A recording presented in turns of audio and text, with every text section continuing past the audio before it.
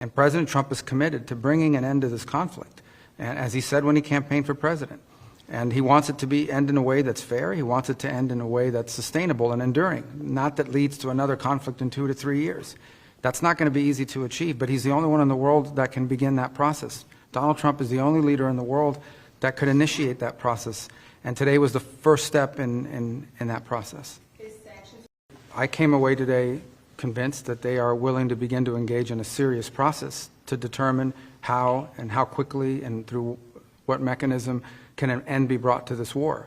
Whether we can ultimately reach that outcome will obviously depend on every side in this conflict's willingness to agree to certain things.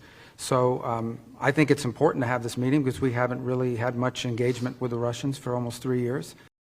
And so I would say to you that in order to bring an end to any conflict, there has to be concessions made by all sides. We're not going to predetermine what those are. We're certainly not going to negotiate this today or in a press conference for that matter.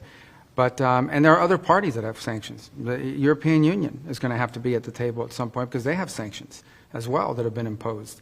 So, but I guess the point here is the goal is, and we agreed on what the goal is to bring an end to this conflict in a way that's fair, enduring, sustainable, and acceptable to all parties involved.